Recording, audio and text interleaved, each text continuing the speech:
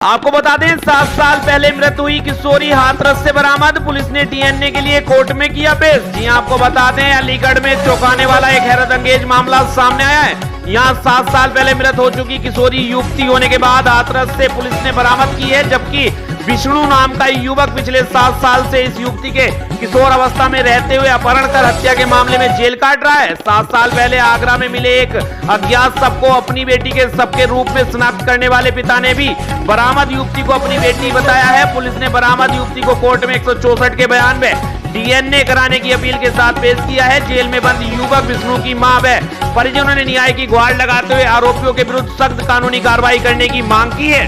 आपको बता दें प्राप्त जानकारी के अनुसार पिछले दिनों थाना गोंडा के डंडोली गांव निवासी सुनीता वृंदावन के एक भगवताचार्य के साथ उच्च अधिकारियों के साथ ही एसएसपी से मिली थी। उन्होंने बताया कि उनके निर्दोष बेटे को गांव के ही एक किशोरी के अपहरण और हत्या के जुर्म में जेल भेज दिया गया था।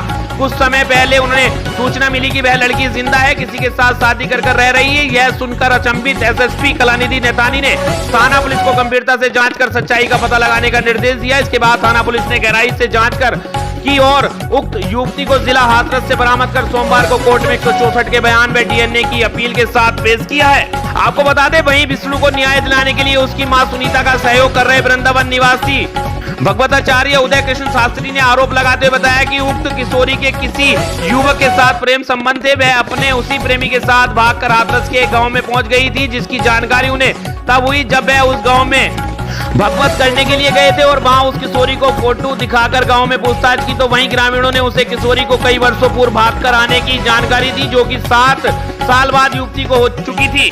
वहीं भगवताचार्य उदय कृष्ण शास्त्री ने सवाल यह भी उठाया है कि अगर यह युवती वही किशोरी है जिसके शव की शिनाख्त उसके पिता ने 7 वर्ष पूर्व की थी, तो सवाल खड़ा होता है कि आखिर वह शख्स किसका था जिसकी शिनाख्त उसके पिता द्वारा उक्त युक्ति के रूप में पोस्टमार्टम प्रक्रिया पूर्ण अंतिम संस्कार करा दिया गया था।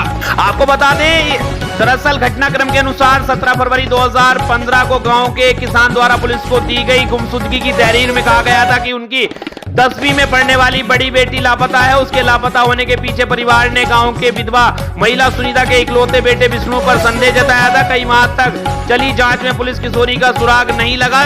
कुछ समय बाद आगरा में एक किशोरी की लाश मिली। उसके शरीर पर मिले कपड़ों के आधार पर गोंडा निवासी किशोरी के परिवार ने अपनी बेटी के शव के रूप में पहचान करते हुए विष्णु पर हत्या करने का आरोप लगाया। मामले में पुलिस ने विष्णु को जेल भेजते उसके खिलाफ किशोरी को बहला फुसलाकर ले जाने, हत्या का साक्ष्य छिपाने आरोप में 25 सितंबर 2015 को चार्जशीट दायर कर तब से विष्णु कई वर्ष तक जेल में रहा। कुछ वर्ष बाद वह जमानत पर जेल से बाहर आया, लेकिन एक बार फिर से कोर्ट में किन्हीं कारणवश तारीख पर ना पहुंचने के चलते विष्णु के वारंट हो गए और पुलिस ने विष्णु को गिरफ्तार कर फिर से जेल भेज दिया। तब से विष्णु जेल में बंद चल रहा है। अलीगढ़ से हमारे संवाददाता अंकित शर्मा की देखिए खास रिपोर्ट। आपका मेरा सुनीता गौतम। क्या हुआ? आपका बेटे का क्या नाम है और क्या हो रहा है?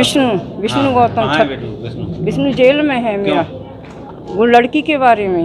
लड़की क्या हुआ था? लड़की का मतलब मैटर था, उसको फंसाया गया, मेरे बच्चे को फंसाया गया, 7 साल से फंसाया गया लड़के को मेरे को। फिर किया, इसने बलात्कार किया है, इसको मर्डर किया है एदमापुर में ले जा करके। मेरे लड़के ने कुछ नहीं किया। मेरा बच्चा, मैं गरीब महिला थी, अपने बच्चों को पेट पालन कर रही थी। आपको पता कैसे चला? पता मुझे मेरे माँ जी ने मुझे बताया, जब मुझे पता पड़ा। हाँ, क्या बताया? बताया ये देखो ये फोटो उसी लड़की का है। मैंने हाँ जी उसी लड़की का। तो निर्दोष है आपका बेटा? मेरा बेटा निर्दोष फंसा हुआ। क्या चाहती है? अब इसका निर्णय चाहिए मुझे, इसका वो चाहिए मुझे। आज उस लड़की को पुलिस लाई है? कहाँ लाई है? यहाँ बयान के लिए लाई है लड़की को कोर्ट में। जो मृत्यु लड़की जिंदा होके आ गई है। अब जिंदा होके आ गई, जब मृत्यु दिखाई थी अब वो जिंदा होकर आ गई है लड़की। कहाँ है वो लड़की? लड़की कोर्ट में है। अब आप क्या चाहती हैं? मैं चाहती हूँ मेरा लड़का बरी होना चाहिए, निर्दोष, उसका फैसला होना चाहिए मेरे बच्चे का। और जो दोषी हैं? दोषी को फंसाया जाए। क्या लगता है पुलिस ने उस वक्त जांच सही नहीं की? और जो तो पुलिस वाले को पता होगी जांच की है कि नहीं पई है, हमें तो पता नहीं है। देखो हमारे तो इन्होंने बताया जब हमको पता पड़ी। तो अब ये असली मुलजिम मिला है? असली मुलजिम मिला 7 साल के बाद हमको। ठीक। नाम क्या आपका? मेरा नाम देवेंद्र सिंह है। अच्छा, 7 साल बाद आपकी बेटी जो है बरामद हुई है, इस तरह का मामला सामने आया है, क्या है पूरा मामला?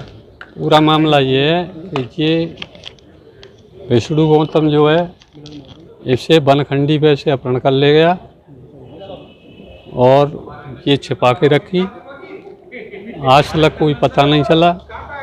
एक लड़की, जैसे आप जवाब कर रहे थे कि वो लड़की कौन थी जो मार दी, जिस जगह पे ऐसी घटना सुनता था तो मैं वहीं गाड़ी लेके जाता था।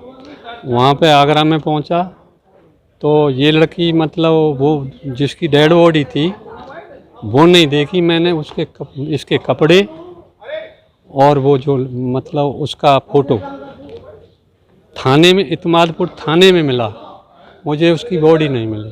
तो बॉडी पर वही कपड़े थे जो आपने बेटी ने पहने हुए थे? हाँ, कपड़े वही थे और मैं वहाँ से आ गया।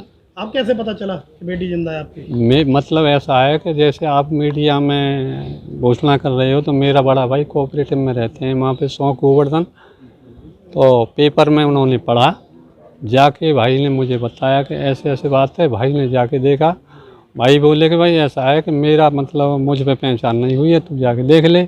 तो मैं विद फैमिली के गाड़ी लेके गया और मैंने वहाँ जाके जांच पड़ी। अब ये बताइए, वो निर्दोष जेल काट रहा है, आप क्या कहेंगे उसके लिए? आप कह रहे हो कि निर्दोष काट रहा है, निर्दोष नहीं काट रहा है, वो दोषी काट रहा है। तो ये बेटी आपकी है? 3 हत्या की धारा में जेल काट रहा है वो। धारा में, हत्या की धारा में तो वो लड़की मतलब वो जो लड़की है, आप क्या ये बेटी आपकी ही है? लड़की मेरी है। हाँ, जो अगर हत्या कहाँ हुई? मतलब इसकी तो नहीं हुई, उस लड़की की तो कोई। डेड बॉडी किसकी थी फिर? पता क्या है किसकी थी हमको नहीं, कपड़े के माध्यम से, और जो फोटो मतलब सेम यही थी। ये 7 साल वाला क्या प्रकरण है? ये एक विष्णु पंडित है साहब, ढांटोडी का रहने वाला। इसके ऊपर एक मुकदमा लिखाया था 2015 में। इसकी माँ मेरी जो शिष्या हैं उनके द्वारा मुझे बताया गया कि 2015 में एक मुकदमा लिखाया हमारे बेटे के खिलाफ योजनाबद्ध तरीके से। गांव के जाटों की बेटी थी, वो घर से कहीं चली गई थी अपने प्रेमी के साथ। गांव वालों ने दबाव बनाकर इनके बेटे के खिलाफ मुकदमा लिखा दिया 302 का कि अपहरण करके हमारी बेटी का मर्डर कर दिया है। कहीं अदमापुर में कोई लाश मिली थी, जिला आगरा में। इन्होंने शनाख्ती की साहब ये हमारी बेटी की है। हम प्रवचन करने गए हुए थे, कथा कर रहे थे नगला चौखा के पास तिपरस में हमारा प्रोग्राम चल रहा है। ये कथा में बच्ची आई थी, तो पड़ोस में हम लोग भोजन करने गए। हमने जानकारी की बच्ची कौन से काम की है, तो हमें बताया गया कि ये कहीं भाग के आई है, यहाँ की बच्ची कोई शादी होकर नहीं आई है। तो हमारे पास 2015 के कुछ फ़ोटो इनके पड़े हुए थे। माताजी से हमने संपर्क किया, विष्णु की से संपर्क करने का कुछ फ़ोटो प्राप्त किए, फ़ोटो से फ़ोटो मिलान किया और गांव में हमने लोगों को दिखाए, तो बोले हाँ ये वही बच्ची है, 7 साल से यहीं इसी गांव के अंदर निवास रह रही है। इसके बाद 2 बच्चे हैं, एक बेटा है एक बेटी है। ये मामला है साहब। तो अब वो बरामद हो गई है? बरामद हो गई है। आज जो है न्यायालय अलीगढ़ में उसको पेश किया गया है बयान के लिए। उसका पूरा परिवार जो है साथ में आया हुआ है, बच्चे भी उसके साथ में आए हुए हैं।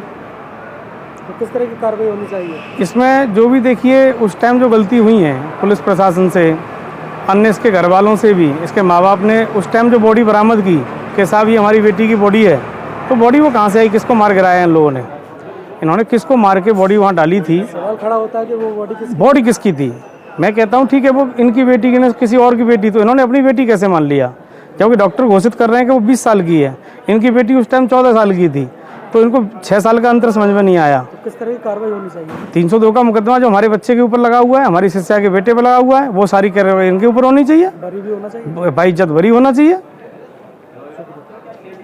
न्यायालय के समक्ष युवती को पेश किया गया है। 164 सीआरपीसी के कथन करवाए जाने हेतु अनुरोध किया गया है। साथ ही डीएनए परीक्षण करवाए जाने हेतु भी अनुरोध किया गया है। तदनुसार आवश्यक विधिक कार्रवाई अमल में लाई जाएगी।